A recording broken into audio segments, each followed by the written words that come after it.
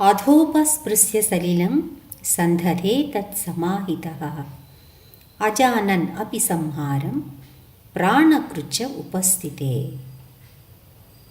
అతని జీవితం ప్రమాదకర స్థితిలో ఉండటం వలన ఉపసంహారం తెలియకపోయినప్పటికీ చేతిలోకి పవిత్ర జలాన్ని తీసుకుని మంత్రాన్ని జపించి బ్రహ్మాస్త్రాన్ని ప్రయోగించటానికి అశ్వత్థామ సిద్ధమయ్యాడు. తతః ప్రాదుష్కృతం తేజః ప్రచండం సర్వతో దిశాం ప్రాణాపదం అభిప్రేక్ష్య విష్ణుం జిష్ణుర్ఉవాచః. ఆకలి రుచి ఎరగదు, నిద్ర సుఖం ఎరగదు అన్నట్లు అవసరము న్యాయాన్యాయ విచక్షణను చూడదు.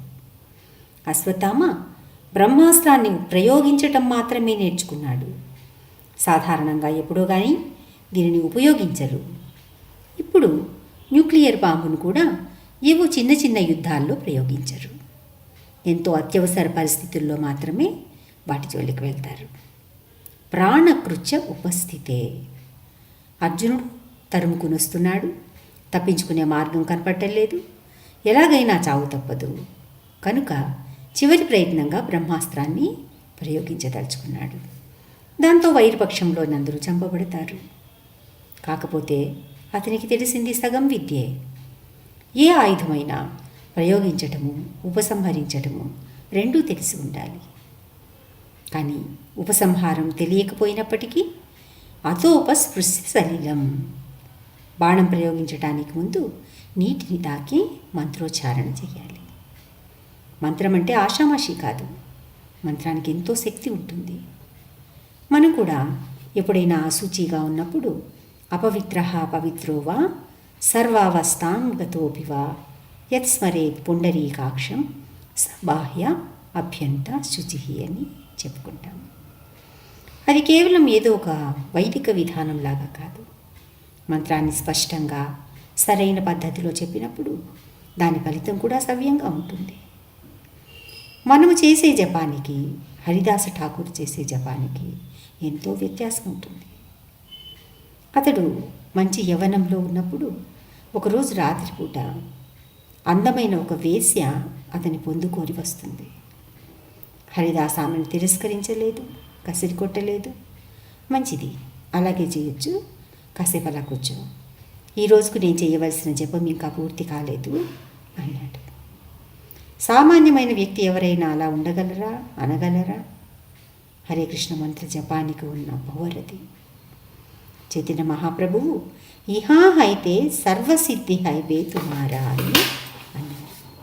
అంటే కేవలం హరే కృష్ణ మహామంత్రాన్ని సవ్యంగా జపిస్తూ ఉంటే సర్వసిద్ధి కలుగుతుంది. ఇది ఆయన మనకు బహుమతిగా ఇచ్చిన వరం. దానిలో ఏ సందేహము లేదు. పాము కరిస్తే మంత్రం వేసి బాగు చేసేవాళ్ళు ఉంటారు, కానీ అది అందరూ చెయ్యలేరు. అయితే హరే కృష్ణ మంత్రాన్ని ఎవరైనా ఎప్పుడైనా జపించవచ్చు. అందులోనూ ఇది సాధారణమైన ప్రాపంచిక మంత్రం కాదు. గోలోకేర ప్రేమధన హరినామ సంకీర్తన. అపరాధరహితంగా జపం చేసినప్పుడు లభించేది సామాన్యమైన ఫలితం కాదు, సాక్షాత్తు కృష్ణ సన్నిధి. ఎందుకంటే కృష్ణుడి నామానికి భేదం లేదు. మనము ఆ నామాన్ని జపిస్తున్నాము అంటే కృష్ణుడితో ప్రత్యక్ష సంబంధాన్ని కలిగి ఉన్నాము అని అర్థం. అందుకే ఇది మామూలు మంత్రము కాదు, మహామంత్రము. గోస్వాములు, వైష్ణవాచార్యులు అందరూ కూడా నిర్ణీతమైన సంఖ్యలో జపం చేయాలి అనే నియమాన్ని పెట్టుకున్నారు. హరిదాస ఠాకూరు ప్రతిరోజు 3 లక్షల సార్లు హరే కృష్ణ మంత్రాన్ని నియమంగా జపించేవాడు. అందువల్లనే అతడు నామాచార్యుడు అని చైతన్య మహాప్రభువు చేత పిలువబడ్డాడు. ఎవరూ ఆయనను అనుకరించలేరు, అనుకరించకూడదు. దేశకాల పరిస్థితులను అనుసరించి ఆచార్యులు మనము అనుసరించవలసిన నియమాలను సవరించారు. ఉదాహరణకు భక్తి సిద్ధాంత సరస్వతి ఠాకూర్ సమయంలో 64 మాలల జపాన్ని అందరూ చేసేవారు. ప్రభుపాద వాటిని 16 మాలలకు కుదించారు. క్రమం తప్పకుండా వాటిని అపరాధరహితంగా జపించటమే అందరూ చేయాలి. అశ్వత్థామ ఏం చేశాడు? కాస్త నీళ్లు తీసుకుని మంత్రాన్ని జపించి బ్రహ్మాస్త్రాన్ని వదిలేశాడు. ఆ మంత్రాన్ని ఎలా జపించాడు? సమాహిత.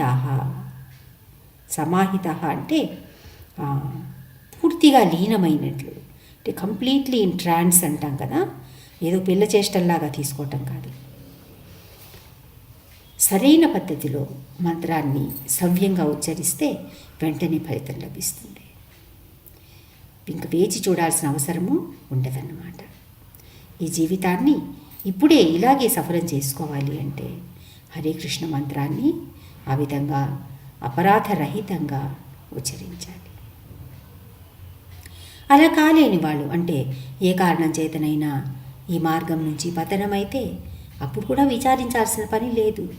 భగవద్గీతలో కృష్ణుడు గ్యారంటీ ఇస్తున్నాడు. శుచీనాం శ్రీమతాంగేహే యోగభ్రష్టో అభిజాయతే. మరుసటి జన్మ పుణ్యాత్ములైన బ్రాహ్మణ కుటుంబంలోనూ లేదా భాగ్యవంతుల కుటుంబంలోనూ జన్మించటం జరుగుతుంది. నారదముని భాగవతంలో చెప్పారు, త్యక్త్వా స్వధర్మాం చరణాంబుజం హరేర్ భజన్ అపక్వో అథ పఠేత్ యతి యత్రక్వవా భద్రం అమూస్య కిం కో వార్త ఆప్తో అభజతాం స్వధర్మతః. ఇది చాలా ప్రాముఖ్యమైనది. ఎవరైనా ఏదో సెంటిమెంట్తో ఈ కృష్ణా చైతన్యాన్ని తీసుకోవటం జరిగితే ఏమవుతుంది? త్వక్త్వా స్వధర్మం అంటున్నారు. అంటే ప్రతి ఒక్కరికి ఏదో ఒక వ్యాపకము లేదా డ్యూటీ అనేది ఉంటుంది. అంటే కొందరికి ఉద్యోగం కావచ్చు, వ్యాపారం కావచ్చు, చదువు కావచ్చు. చివరికి ఒక వ్యక్తి దొంగతనం అయితే, అంటే ఆ దొంగ అయితే అది ఆ దొంగతనం కూడా ఒక స్వధర్మమే. అంటే మంచిదో చెడ్డదో ఏదో ఒక పనిలో ప్రతి ఒక్కరూ కూడా నియుక్తులయ్యి ఉంటారు. అనుకోకుండానో అదృష్టవశాత్తు ఉద్యమం పట్ల ఆకర్షితులయ్యి తమ వృత్తిని వదిలేస్తే అది ఇక్కడ త్వక్త్వా స్వధర్మ అంటున్నారు. ఏమవుతుంది? కొద్ది రోజులో నెలలో జపం చేశాక అందులో రుచి దొరకనప్పుడు ఈ భక్తి సాధన అనేది పెద్ద బాధరబందీగా అనిపిస్తుంది, వదిలేస్తారు. అయినప్పటికీ భవిష్యత్తులో ఈ జన్మలోనో మరొక జన్మలోనో విజయం మాత్రం గ్యారెంటీ. ఈ భౌతిక ప్రపంచంలో మంచి వాళ్ళు, ఉద్యోగం, పరపతి, డబ్బు, పేరు, ప్రతిష్ట అన్నీ ఉండేవాళ్ళు అన్నీ సాధించినట్లుగా. కానీ ఇది నిజంగా సార్థకత? విజయం అంటే శాశ్వతమైనదిగా ఉండాలి. ఇక్కడ ఎంత సంపాదించినా